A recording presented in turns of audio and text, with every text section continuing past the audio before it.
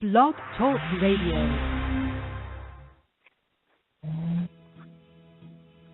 Hey, what's going on, y'all? This is Beach Street Sports Talk Radio. It is a fantastic Friday. I'm your host, Lee, a.k.a. the Hoops Guru. And as always, I got my partner in crime, Mr. MKA. That's Mr. Know-It-All for those that don't know. And we're going to be getting into a few different things, football, talk NCAA tournament, talk a little NBA. And we'll talk about anything you want. If you call in, you can reach us at 347-945-6921. Yo, Ed, what's going on, my brother? I'm good, brother. I'm in doggone DeSean Jackson gang-affiliated territory. Okay, so you going to give him somewhere, you're going to test him out on a few teams in Madden, see how he does? Nah, bro. Yeah, everybody know what DeSean do. It ain't hard to tell. So, man, let's get everybody up to speed. If everybody knows, DeSean Jackson was released by the Philadelphia 76ers today. So how does it work? Is he automatically an unrestricted free agent, or can somebody pick him up for waivers and they have to honor his contract? Is there a period you have to wait? Well, I was thinking that, but the way it seems like it's going down, it doesn't seem as if it doesn't appear to be the case. I mean, I'm typically when somebody gets cut or things of that nature, then, there is that time period, but it seems that that's not the case right now. It seems that he got cut. They actually saved money. I think now they're like $26 million at the cap. And they've already reported like at least 6, but there's probably more teams have already got in contact with his agent. And, I guess asking questions and trying to make it do what it does to get him on the squad. Okay, and so for everybody, I'm sure everybody knows right now he was released by the Eagles, and I guess the preliminary report is saying it had something to do with gang affiliation. Mm-hmm. What do you know so far as that part of the story is concerned? Well, all this really stems from a report from a NewJersey.com report from a detective, I forgot the brother's name, in California. Basically, make a long story short, there are 2 guys that DeSean knows that, however that he knows them. One of them may be through his, because a lot of people don't know outside the tri-state area, maybe even in the tri-state area, DeSean Jackson has a rap label called Jackpot Records, and I guess like either one of the artists or one of the artist's friends was allegedly involved in a murder, and this has been 2 separate murders over 2 separate years, and the authorities in Los Angeles, because they knew that he had ties with DeSean, they wanted to talk to him because of the fact that, he had ties to him, doing basic police work, but how it's being portrayed in the media is the fact they want to talk to him because he may have had something to do with it or because those are people who he knows. But they went ahead and made calls to the Eagles organization, and no one is really talking about how the Eagles organization was given these calls, and we don't know what happened when they got the calls. Matter of fact, you know what? I want to say that they said that they made calls, and then they said that the calls weren't returned. So they called the organization. Organization didn't return the calls. I don't know if they went ahead and if they talked to DeSean about it or not. That's not been spoken about from their camp or DeSean's camp.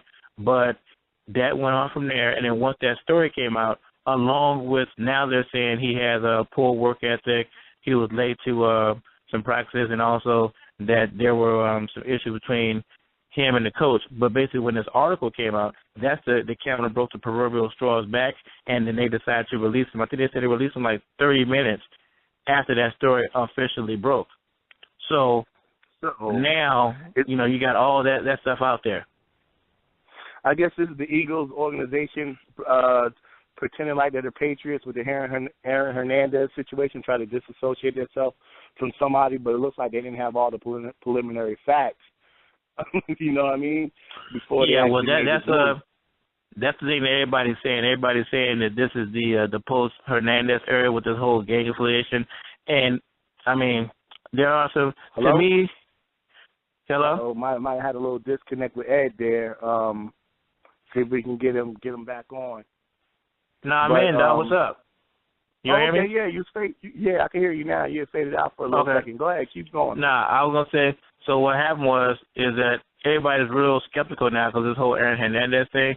But, see, the thing is that this report is out there. Even in the report, the detective from Los Angeles was saying that they just wanted to go ahead and talk to DeSean because they knew that he was somebody he knew. So he wasn't a focal point of the case, and he wasn't a suspect. He was the person who they wanted to talk to. So a lot of people in the area are saying that basically the Eagles got scared because of the Hernandez situation, and they didn't want this to go any further. So they went ahead and they sent him on his way. And they also reported here in the area that the Eagles organization had been told by their lawyers to go ahead and don't say anything, because right now it's looking like that they just went ahead and released him for something that they may have insinuated or thought that he may be involved in, and that, you know, them cutting him is like a slanderous type move. So their lawyers don't want them to say anything, because later on he could go ahead and file suit with, you know, slander and, you know, all that good stuff. They always do trumped up charges with emotional distress and all that good stuff. So right now they've been hushed by their legal team to not speak no further on this particular topic.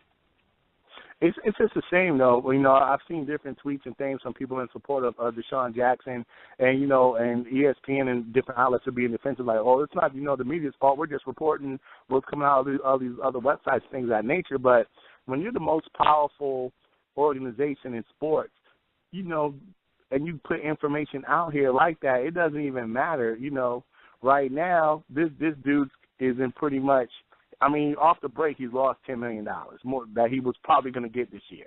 He'll get signed by somebody else, but he's not going to get the 10. He's more than likely to get a $1 million deal for, let's say, between 5 and 8, I'm thinking, possibly.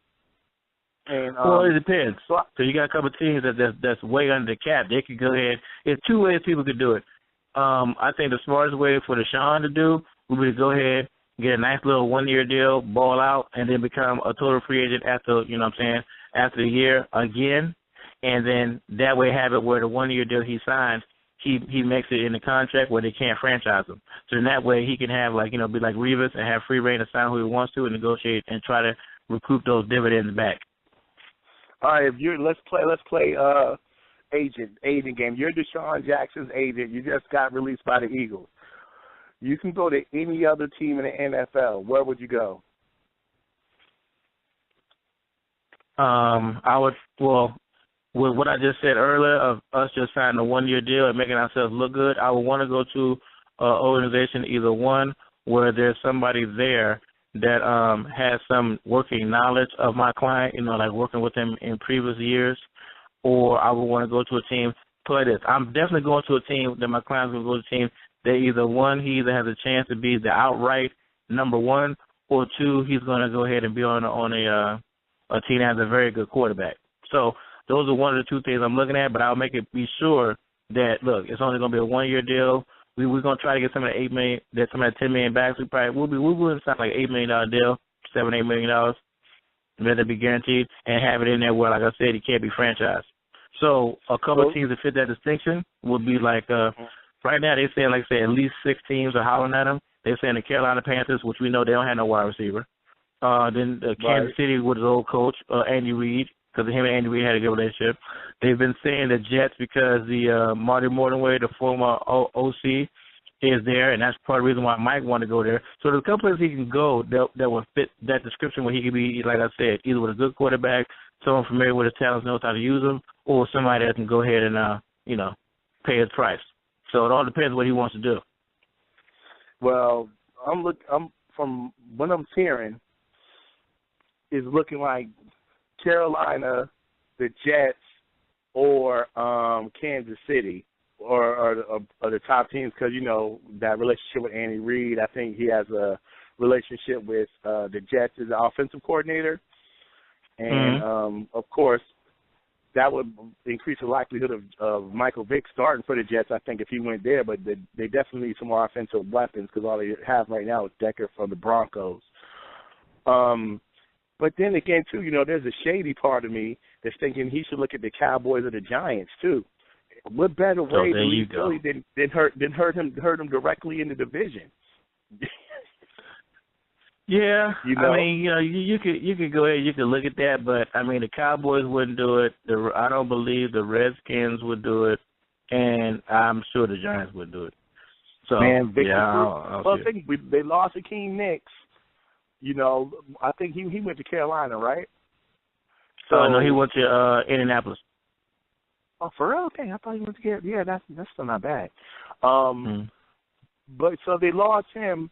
I mean, DeSean Jackson on the other side of Victor Cruz wouldn't be bad. I mean, it's not like that team lacks receivers and. Yeah, that would be good. I mean, you're not talking about two real big receivers. And I know with Cruz can play outside the numbers and inside the numbers. DeSean is primarily just an outside threat. So, right. I don't know. I don't really know how that would work because you would have, like, I'm not going to say two similar wide receivers, but you're going to have two not very big dudes. And I don't, I mean, the only team I've really seen make that work like that without that type of contrast is the Patriots. But, you know, we're talking about Tom Brady. You know, that's totally different. But, no, the three other teams they've been mentioning is Oakland because they have a lot of money, plus also Seattle, and they said the Niners. Niners, huh? Yeah, I guess they try to get everybody in the world. But let's change. Speaking of the Raiders, you know, they've signed Maurice Jones-Drew as well. Do you like the things that the Raiders doing? Because I know there's people out here clowning them, talking about they're the AARP team of the NBA, the NFL, and they're signing all these old dudes, and it's, you know, a clown show out there for Oakland. But I see them stock talent. Yeah, Oakland, because I actually know a guy in Philly, and he's an Oakland fan. Don't ask me how that happened. But he's been texting me and telling me, oh, they're not doing it, they need to do something. He wants big names, and we losing this other person. But I told him what they're doing is that they finally got into the cap. Al's dead, so they're trying to go ahead and, build a team the right way. And they went ahead and what they're doing is they're getting depth and they're trying to get leadership because, back in the day, teams would always go ahead and come in and do what they need to do, and they would have like a 3-4 year plan. The league don't run like that no more. I mean, we got cats getting fired after 1 year. So the way people are looking at it now is everybody's like, look, we need to do and make the moves we need to do to go ahead and win right now. So if you look at Oakland, they got Schwab. He's a veteran quarterback. He's better than anything they got. Hopefully he can rebound and be at least solid. They got MJD. He's going to have the leadership, bring toughness. Then you got McFadden's back, because we know he's going to get hurt, so you need somebody to share carries with him. They went ahead, they signed some offensive linemen. And so, like I said, they're just basically trying to put themselves in position to win now and be better than what they were last year, which is going to be rough when you're talking about a division that had 3 teams make the playoffs. So, for the most part, they're going to go through another change anyway because I can't see them making no type of serious hay in the AFC. The coach is going to get fired, and they're going to be in a situation where they're going to be starting over anyway. So any Oakland fan, the only thing they should be looking forward to is the fact they're under the cap and hopefully looking for the team to draft a good player. Anything outside that, they're wasting their time. They signed Schaub. I'm surprised after a horrible season that dude had last year. Terrell Pryor didn't look bad to me last year at Oakland. Are you surprised they went with Schaub and didn't give Pryor a second chance to get the starting job? Not at all. Terrell Pryor is not an NFL quarterback. I mean, don't get me wrong. Did he show some flashes? Is he athletic? Oh, yes, he is. But in reference to being an NFL quarterback, that dude needs about at least maybe 2 to 3 more years of seasoning. And the thing is, cats ain't trying to lose their job because they're waiting for this dude to figure out what he needs to do. That's why it's amazing this cat has the audacity talking about he want to get a trade. Dude, are you serious? Like, the only reason why you started last year is because of the fact that Matt Flynn was a bum and they really didn't have nobody else to put in there but you. And then you got in there, you start off kind of solid, you cooled off, and then you end up getting, even though some people are going to say it's because he was recovering from an injury, which is true, but even when he was healthy, they was letting a smallish, undrafted quarterback play 4 or 5 games to see if he could take a job because the organization lost faith in him. So he can just forget it being a long-term starter in Oakland. That's just not going to happen. So, and I don't have I just think I would have liked to see a better quarterback ahead of him than Schaub. I mean, I guess Oakland's hoping. I don't know, but maybe if they would have went after Josh McCain before he went to Tampa Bay or somebody like that. Mm-hmm. I mean, because Schaub was just terrible last year. I mean, I guess they're just having faith that was just a bad year. Mm-hmm. Like I don't think anybody looked worse than that guy did last year. So that's my only thing. I don't mind guys sitting at all if they, they can learn and get better in the process. When it's their time to get, to get the rock. but I just have a feeling like if Terrell Pryor's on that team, he's going to wind up starting sometime at this season because I don't think Schaub's going to be able to hold the fort for 16 games, you know. Right. But, you know, at least Oakland, you know, they do have a model. They're trying to get away from looking like a joke, so I give them credit for that. Let's keep in the football trend because we haven't talked about a few things, but Johnny Manzel had his pro day. Seemed like that might as well have been on pay-per-view. And he threw in pads. How do you feel about him throwing in pads, and what do you think about his stock since the pro day? I'll put this. It's two different ways I feel about him throwing in pads.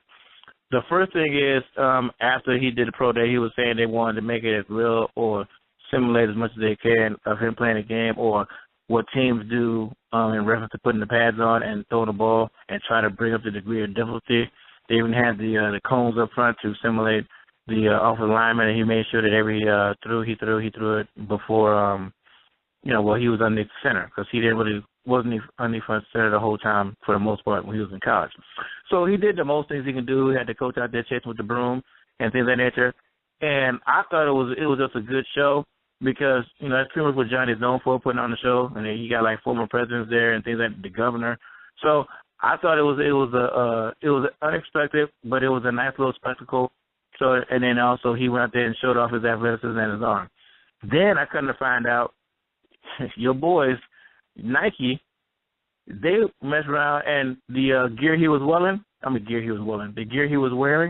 that gear, now you can buy in the stores, and they got it as the Joey Manzel Pro Day 2 trainer. And I'm thinking to myself, you know, Nike's freaking amazing. Like, how you going to go ahead and you done made money off this bull already to go ahead and endorse some clothing for workout gear? So now they got it where his Pro Day gear is some workout gear. So those are the two things that I saw from it. It was a good marketing campaign on the low, and also it was a good spectacle because of the fact that, you know, no one has ever did a Pro Day with pads on. So my thing with Johnny Manziel is I think he could be a good pro, but it just seems like so many people are hell-bent on trying to find reasons that he won't be.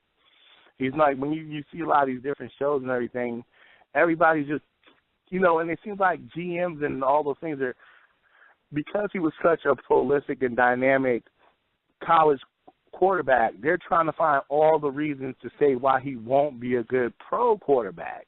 You know, well, you got to remember. Do you think teams are going to wind up missing the boat on him if he gets overlooked? Do you think he could be successful? Well, I have him rated because, you know, we're going to do our football show one day. But, of course, I have him rated as my number one quarterback. So I have all the faith in the dude, in the world that he can do it. Now, of course, you know, with anything else, it comes down to, the team fit and stuff of that nature. But right. He'll play like this. You have to look at it from an organization standpoint, too. If you go and you draft a quarterback and you draft the wrong guy, that normally sets your franchise back for anywhere between 3 to 5 years. I mean, cats get fired because they picked the wrong quarterback. That's why everybody's so scared to pick it. Then when you look at Manziel, it's like that's one part. And then the other part is that this guy can be one of two things. He can be boom or bust. It doesn't seem to be like no middle ground with him. He's either going to be like a Russell Wilson, Kaepernick, Cam type of dude, or he's just going to be some, even though Doug Flutie wasn't a sellout to me, but they think he's going to be some Doug Flutie dude that is going to be like a sideshow, and he's going to end up playing in the Canadian Football League or the Arena League.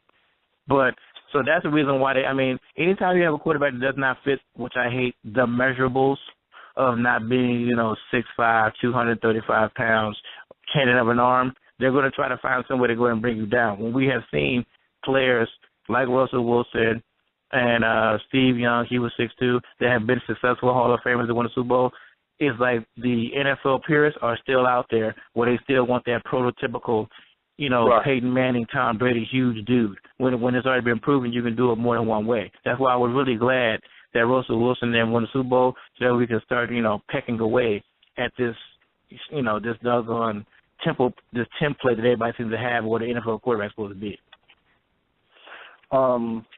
Yeah, I think personally, man, I think he could be successful, man. But a team's gonna have to be behind him and show some patience, to allow him to grow. Like I don't think they you know, if you're expecting him to come in there and be Michael Jordan, you know, of football, then you're going to have a problem. But if you're going to treat him like your average rookie and look for growth in him, I think he can be successful. I don't think there's any way he can't do the things Russell Wilson is doing, play that kind of ball and be successful, because we've seen it works, you know. And I think he's Russell Wilson with a better arms and better speed.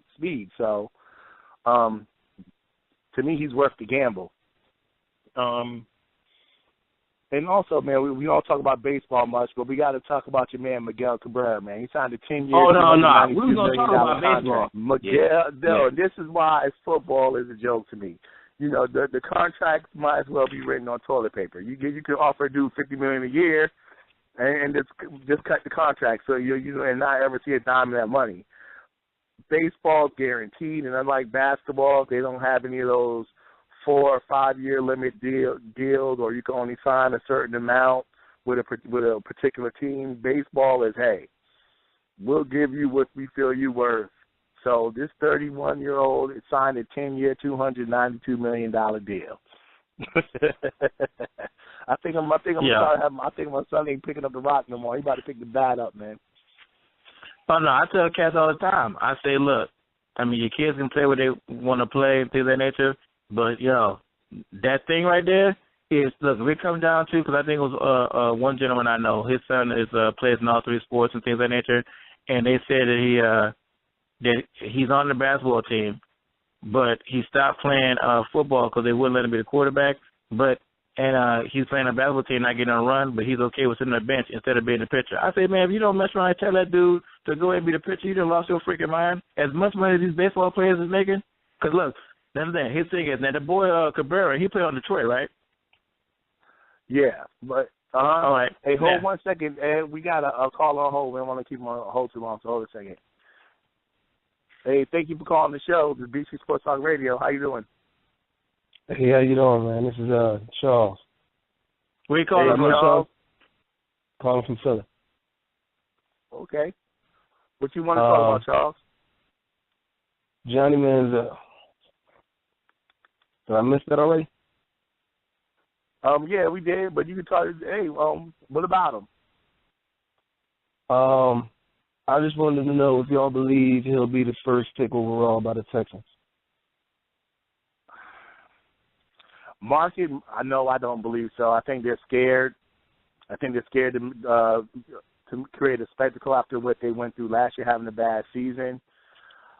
I think they're going to go with more of a traditional type quarterback, or even go defensively with someone like Clowney. And I don't think they will, even though marketing-wise, I think he's worth the risk. But I think they're not going to do it because offensively they're pretty solid, and I just don't feel I think they're too afraid of him not working and being kind of ridiculed in the NFL. What about you, Ed? Well, I would have had a different answer to this question yesterday, but they have reports now saying that Buffalo wants to trade the 9th pick and switch picks with the Texans, and they're saying that the Texans are actively shopping the pick, but they're saying they probably won't go to Buffalo because Buffalo at 9 is too low where they want to go. They're basically saying they want to pretty much stay in the top 5 if they trade the pick.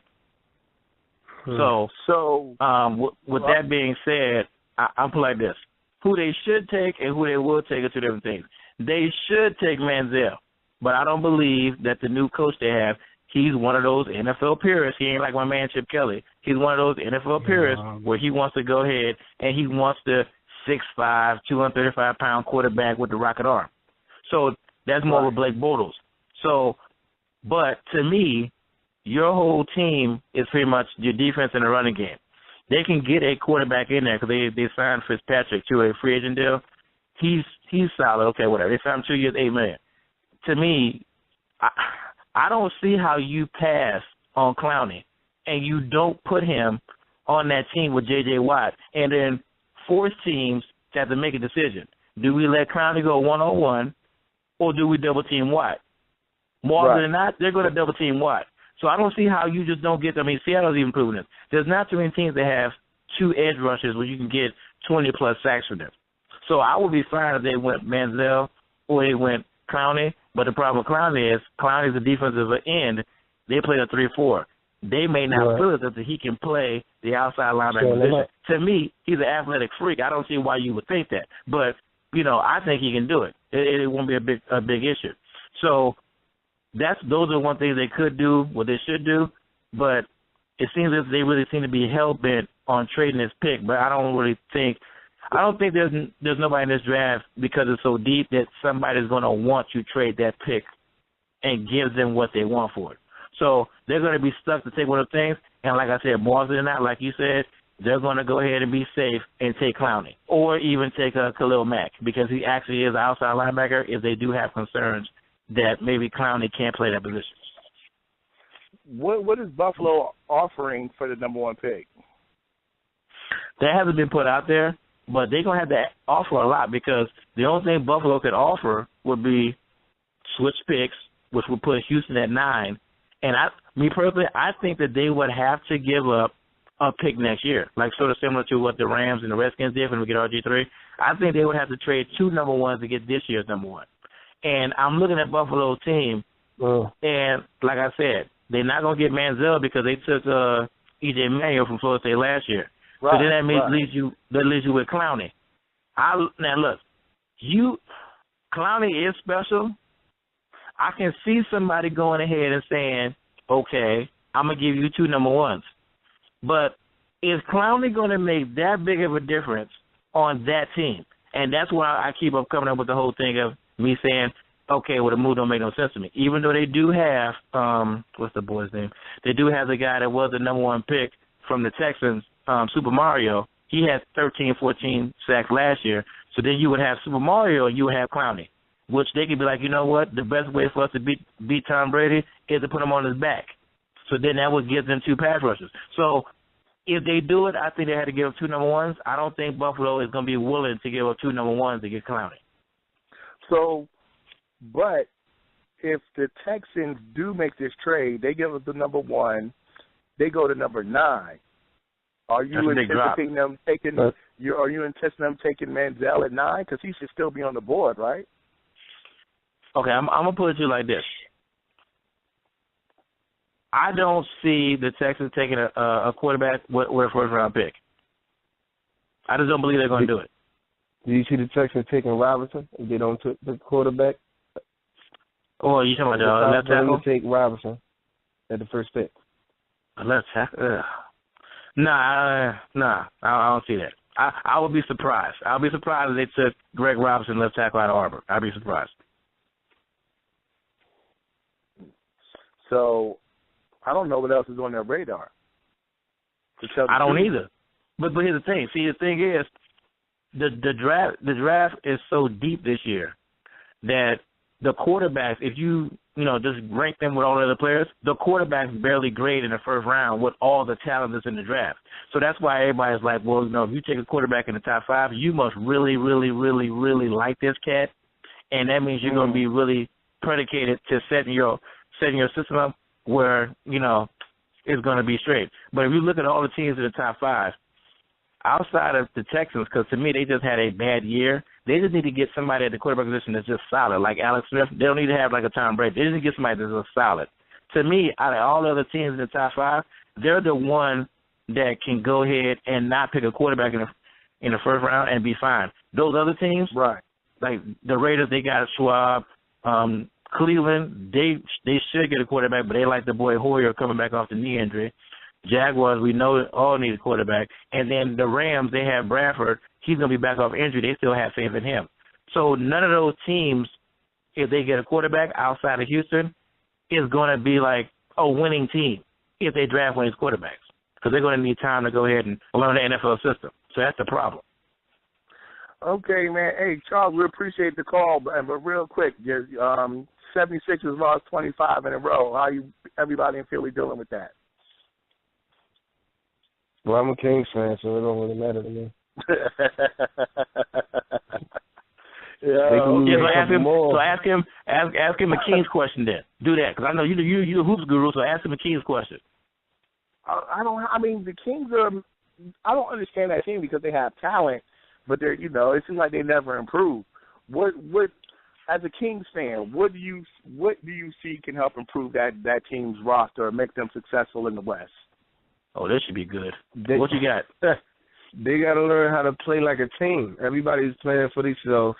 The best player on the team is not helping the situation because he's getting all types of technicals and doing all types of detrimental stuff because he can do it. And they don't play no defense. They can score all the points in the world, but they don't play no defense. So they're never going to be good unless they play defense and play for each other. Isn't that on the head coach? That's what I was about to say. Looking at that team, this is what I would do. One, get rid of the coach. I would bring in somebody like Lionel Hollins, who used to Memphis Grizzlies. Because I think he has the brother. Yeah, I think he has the fortitude to keep DeMarcus Cousins in line. I'm keeping Isaiah Thomas, and I'm building around those two. Rudy Gay, I'm going to see if I can get some pieces for him. Jason Thompson, I'm getting rid of him, too. He sucks. They should have been rid of him. Yeah, get rid of him. And you know what? Get rid of Derek Williams, too, man. I mean, y'all try. It was worth the gamble. Get rid of who? Derek Williams. It was worth the gamble, but he's not going to pan out into anything either. And you might have to blow that whole team up because I'm also disappointed in McGlure. I thought McGlure was going to be on Bradley Beal's level. He's not. You got to say his development has been a disappointment. McLemore? Yeah, McLemore. Uh-oh. That's his boy. I need to call it Life McLemore. That's his dude. I would say this is a disappointing rookie campaign for him, but I'm going to give him another year, man. His upside is too high just to drop him after his rookie year. Can I, excuse me, caller, can I ask you what upside? Because I don't, you mean his hops? Man, what upside are you referring to? Yeah, because I thought he had a better jumper. I thought he had a better jumper than that. That's what I was told. I thought he had a Bradley Beal jumper. Who told you that lie? You didn't see this dude shooting Kansas. Are you serious? Well, no. Listen, I saw Kansas game. That's why I didn't know why he went top 5. But hold on, let's get back to it. Bradley Beal. He was touted as having a Bradley Beal type jumper. Listen, I'm gonna tell the both of y'all this. I'm gonna tell the both of this, y'all. I'm gonna tell the both of y'all. I don't know what y'all was looking at. I never heard anybody say that he had a Bradley Beal jumper. Y'all can continue, but I never heard that. They said they was comparing him to Ray Allen when he was coming out of college. Dude, that's even worse. But I'm just saying that's what they were saying. Bill too. And matter of fact, LeBron was the one giving them the stamp because LeBron was like, all these teams are crazy that are looking over McLemore. He's going to be the star of the draft. That was an endorsement he got from LeBron. So I'm wondering, is he being held back by the coach, or is he just not living up to his talent? Caller, what'd you say? Know? It's the rookie season. You got to give him at least 3 years. Man, anybody got time for that mess no more, man? 3 years? Anybody got that's a top 5 pick, man. Anybody trying to hear that? No, I don't make excuses either. When you say you're man enough to put your hat in that arena, that means you're man enough to perform. You know? And he's not even, is he even starting still? Yeah, he's still starting. That's why they got rid of Marcus Thornton. Okay. I like Marcus Thornton, man. That was their first draft pick. They gotta ride with him. There's no way they can get rid of him this season. Yeah, I mean, he's better than Otto Porter. He's better than Otto Porter, but McLemore, man, let's see what he does the second year. But right now, I think dude ain't got no handle. That's the problem. That is the problem. I told you that in the summer league. I was about to throw up. How can you not handle the ball? He's ridiculous, yo.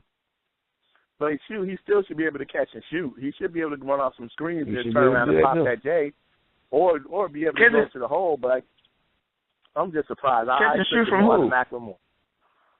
Catch and shoot from Isaiah Thomas. He got a 42-inch vert for nothing because he can't get his own shot.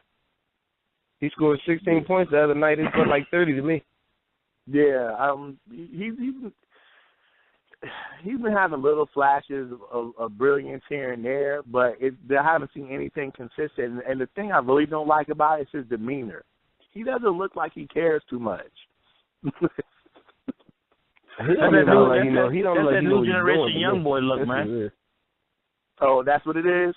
Like yeah, he's new lost. generation Like, young boy you thing, look at man. his face You know? when he's playing, he's lost. He really don't know what's going on. That's why. I mean, look at the Joker. Joker can't even get a haircut. I mean, what are you talking about, man? Well, that's the foul, man. Peasy. Paul Peasy, man. You know,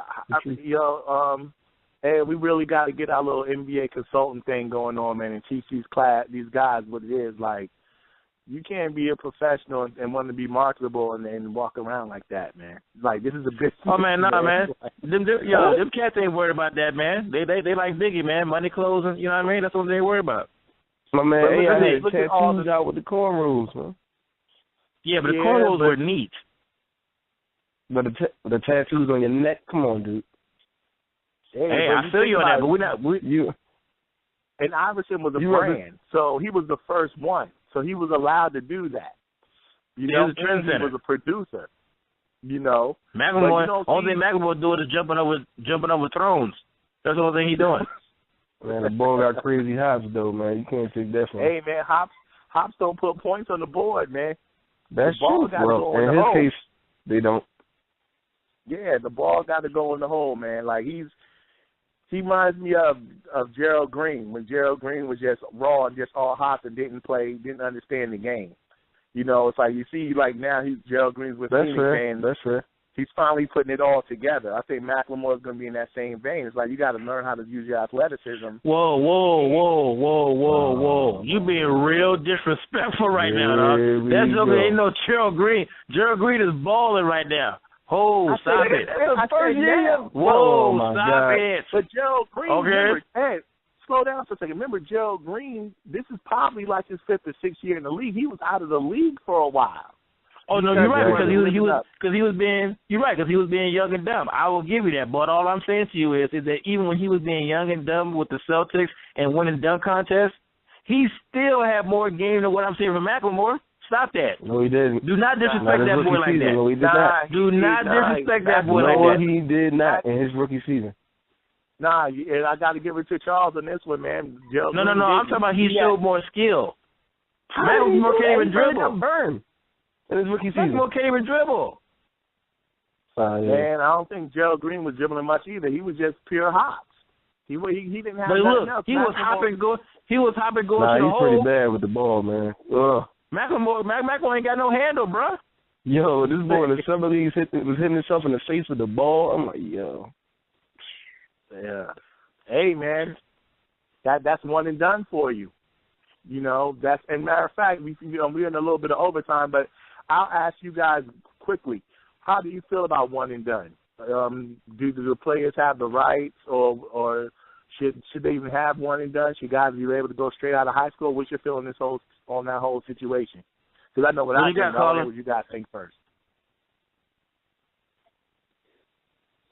Chuck? Okay. I think they should be able to do one and done. I don't think they should come straight out of high school. Some people can do it, but the majority of the time they're not mature enough to handle all that straight out of high school. Okay. And one and done is stretching it, but I can do that, not straight out of high school. And what about you, Ed?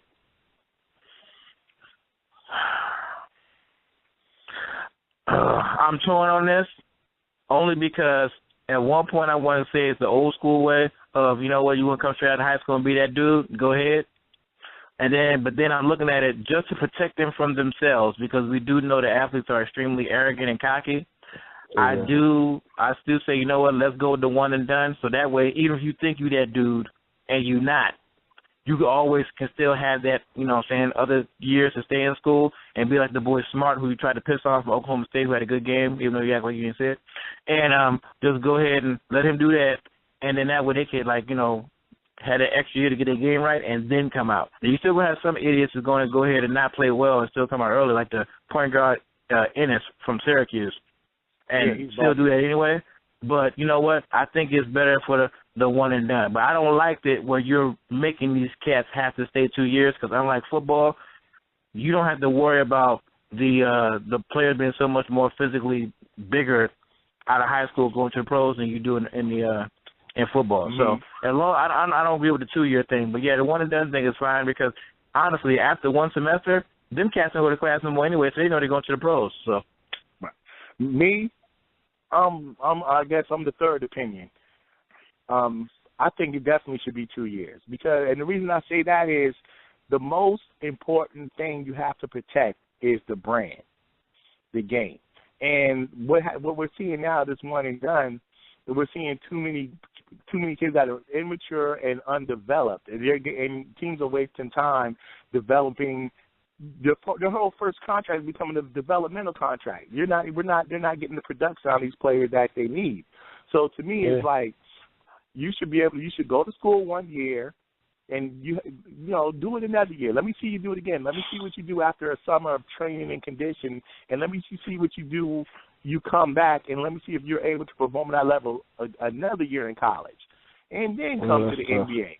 But then, and then you might find out some guys realize, hey, you know what? Maybe I have to stay 3 years or 4 after all. But, I want to see if you worked on your body, see if you got any size. Did your jumper get better? Like Wiggins. Wiggins, the classic dude I would love to see come back another year to see if he worked on his body and became more aggressive or all those or those type of things. When the NBA is not getting the ability to really get a great assessment on his talent. And like I said, they got to protect their brand, and they got to protect the owners from themselves, because their owners are stupid. They lust after potential.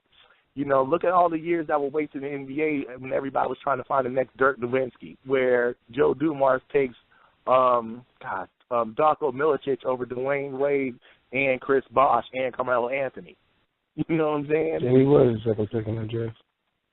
Yeah, but see, you're saying all that, but then the thing is that you acting like that these cats stay in college, they're going to get all those fundamentals. It's not a whole bunch of fundamental coaches in the college basketball. They can they can still go ahead and go to the pros, and then they can doggone all they do is play ball, and then go ahead and have somebody go ahead and be their nutritionist and be in the weight room. I mean, so what I'm saying is, as the NBA organization, you get to make a better assessment of what the type of player you're getting over a 2-year period. And you're getting a longer sample size. You see what I'm saying? Man, I understand that, but fundamentals is dead. What if Kevin Durant and Carmelo Anthony stayed for 2 years? That's robbing them of a year of playing in the league. There's no point in them playing. But that's okay. That's okay. To me, if it's robbing a year, because you're talking about coming in at 20 as opposed to 19. And remember, for every generation of players you bring in, you're cutting somebody else's career short. So to me, it all balances out in the end, But to me, I think, like I said, to protect the league, I would much rather have a larger sample size and make these guys wait 2 years. I just think it's better for protecting the league as a whole. So we worry about. What you say? We worry about protecting the league opposed to doggone the kids staying in school making the university millions of dollars and they doggone family hungry where they can be in the league and make money. Yeah, I am, because okay. Well, I'm never going to be in the league side on that. So, I mean, it is, because what I think about it, because the more and more the talent diminishes, the game loses popularity. So to me, you need to bring in more quality players. Well, we've been on this on Facebook for the reason why the league is losing more popularity. You don't want to believe that, but I'm going to tell you this in the short term. I know it's really two things. The bottom line is that people do not gravitate towards basketball because of the fact that the supposedly lack of fundamentals in team ball, and they don't like the fact that the people who pay to go to those games don't see themselves in that court. Those are two main things. Now, you can act like it's something else other than that, but it's really those two things. Yeah, but fundamentals is all part of development. That's not how the league is set up now. The league is set up on superstars. Early, you got to. That's why everybody don't like watching the Spurs play. Me personally, I love to watch the Spurs play, but they don't like watching the Spurs play because they're not playing. Right. Nobody wants to see that. I appreciate the caller, but we're in overtime right now, so we got to cut the show loose. But I'm gonna watch the NCAA tournament. I'm watching the NBA tonight, and Ed, we'll be back Monday to see how our brackets look, man. All right, later, folks. Holla. All right. Peace.